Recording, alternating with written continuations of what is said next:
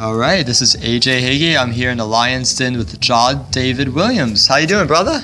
I'm doing wonderful. How are you? I'm doing pretty good. Just got back from Tampa. I'm excited about the Cinco de Mayo show that you're doing with which band again, man? Or Bothering Dennis. Have you ever played with them before? I know you perform with a lot of bands, but have you played with them specifically before? I actually have played with them before. This was the first place I ever played with them. Wow. We met here at an open mic night about 2 years ago. Okay.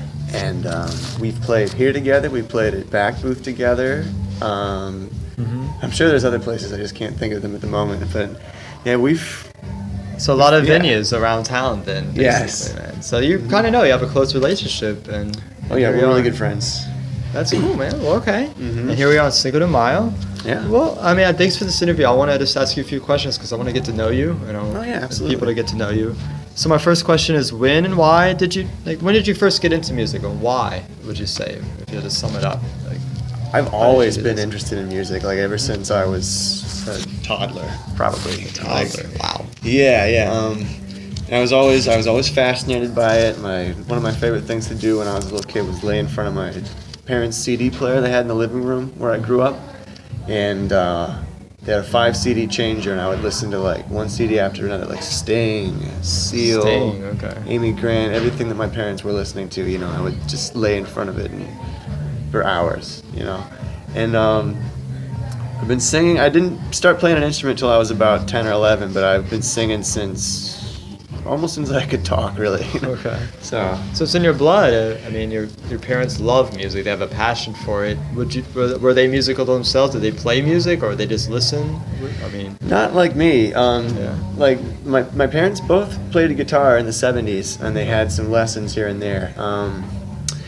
But they put it down after a while. And you know, me being the way I am, just so drawn to it, I could never understand that for a long time. But now I understand, you know, if you don't have, some people don't have the drive, and I've got the drive, and if you don't have that drive, you don't tend to stick with it, you know, so I guess I can understand now, and, you know, life does get in the way at times, so, but my mom could play, my dad could play, and I have both of their guitars now. Really? Yeah. Right. So you inherited it. Yeah, I just over last summer, my aunt had my mom's first acoustic in her closet up in Michigan, and she gave it to me. It's been sitting in her closet for 30 years, and I've got it now. It's in rough shape, but you know, I've got it.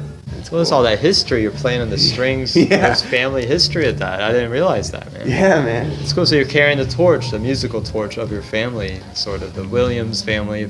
In a way, yeah. That's cool, man. Well, that's and you have the drive. You said, okay. You mentioned Sting. Do you have any other artists that inspired you that you want to mention? Or any shout-outs to? Oh yeah. Original artists. Well, I've got quite a few, but the ones that are huge inspirations. I'm going to see if I can name like a top 5 or something like that. Okay. Brian Wilson of the Beach Boys was my first huge inspiration. The Beatles, like all 4 of them. R.E.M., Nirvana, Sting and the Police. There's others, Jimi Hendrix, people like that. And then like another guy, like a lesser known guy from the Shins is James Mercer. James Mercer. Yeah. He's a guy I'd really like to meet and get to know, just because of the way he writes his lyrics. They're very clever and witty and poetic, and like they make you kind of scratch your head and be like, how do I write stuff like that? Because like my approach is just to like say whatever I'm feeling, but he's just like, I don't know. So it's pretty witty. But, okay. So he has sort of charisma that you want to capture. Yeah, that's it. Exactly. Okay. I understand that. All right.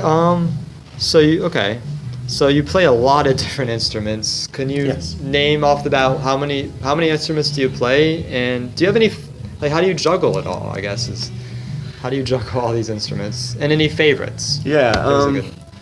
In terms of juggling, I don't really. Like if I'll either stick with the guitar for a long time, and like if I get the inspiration, I'll just pick up my bass after a while and start playing my bass. Like I've got this blister on my finger now. That's from playing the bass. I see that, man. That's gnarly. Yeah. Oh my God. But I do that, and I got my drum set at my parents' house, so I don't really play that as often. But whenever I go over there, like if the feeling grabs me, I'll just get my sticks and start playing or something like that. But mainly, there really isn't a whole lot of juggling. You really just do what you feel. Like right now, the guitar is my main focus, guitar and singing. So would you say that's your favorite? If you had to choose, I know that's choosing children here, but I mean, it's your choice, your instrument of choice. So. Yeah, I guess you'd say it is my instrument of choice right now. I guess my favorite in quotation marks. But Okay. I like to think that like my favorite instrument varies by style of music. Like for folk and maybe a little rock and just jammy music, I play my guitar. Drums. Okay.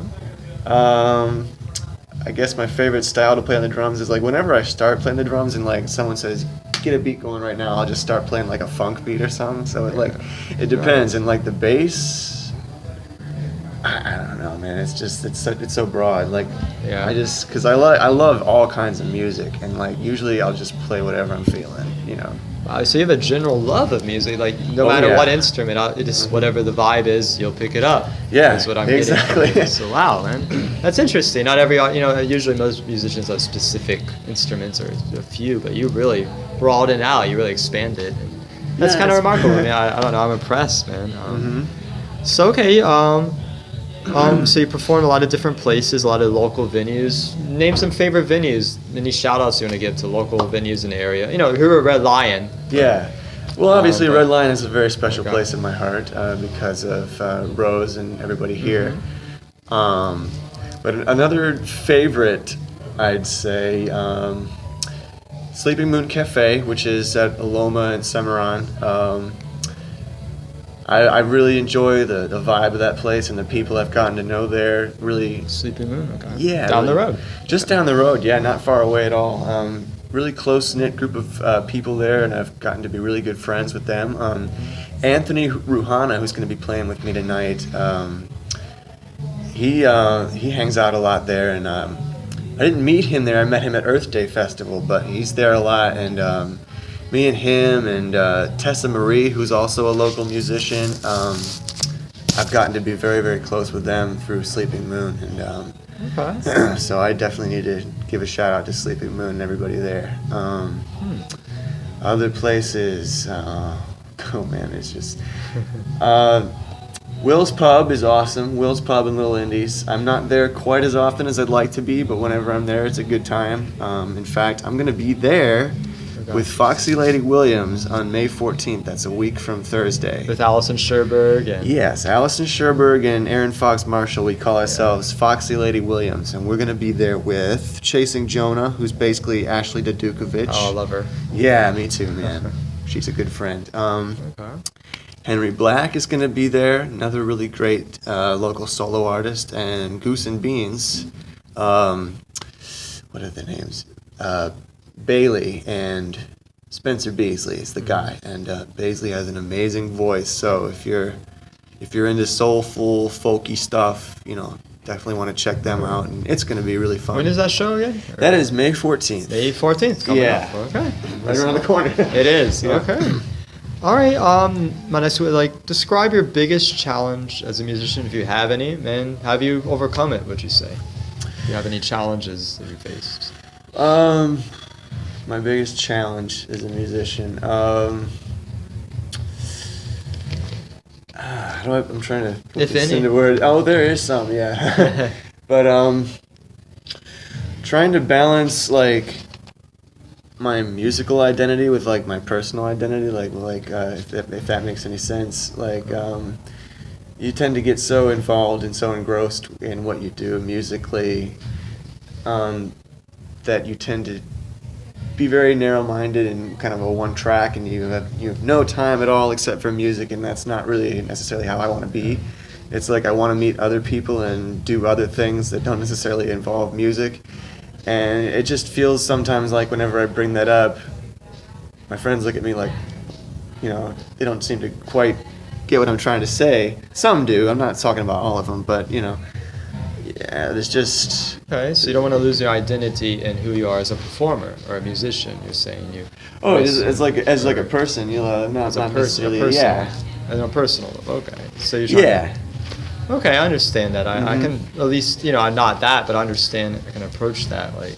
Yeah. You know, because sometimes musicians do lose themselves in that identity. I'm like Jim Morrison. You know, I'm sure. Yes. He had his personal life and his music. I mean, it's totally different worlds, and and he had to deal with people confusing that. Yeah. I guess not knowing where the boundaries are. But okay. You know, it's like this is what I do. This is who I am. This is a big Yeah. part of who I am. But you know, I feel like there's more aspects of myself that I could be exploring that I don't necessarily put aside any time to because I'm so busy playing music and things like that. Yeah. And you know, I feel like there's a lot more I could be exploring. You know. Okay, well, fair enough. So do you have any advice for other musicians that might, like aspiring at least, that, Yeah. you know, any advice you want to give them that Oh yeah, would I help see you absolutely do. especially? Basically, the best piece of advice I can give is to just be yourself and don't change for anyone at all. Don't change to gain acceptance. Don't change because you feel you ought to, because being yourself really is the best thing that you can be, especially in terms of your music. Like, you might feel like you need to compromise in your writing or anything like that to gain a following or anything like that, and you don't need to do that. You know, at the end of the day, just do you, as they say. Be yourself. Yeah. Okay. That's a good message, because some people feel they have to compromise or sell out. Yeah. You're saying be yourself and never. Yeah, absolutely. You know, And be the true to who you are. Yeah, and the temptation's going to be really great at times. Yeah. I know it has been for me, and you know, you're going to maybe fall on and fall off there with the keeping up with, you know, yourself, but you know, at the end of the day, just be you and Be strive you. to be yourself. Yeah. I like that. Be you. Okay. All right. So, all right. My final question is: do you have any projects or events coming up? Maybe albums or anything that you want to bring up? Yeah, actually. Besides what you mentioned already. Yeah. At the moment, I'm looking for a place to record an EP. Before the year's over, I want to get this project out of the way. I've had a lot of new music bouncing around in my head for the past couple years now.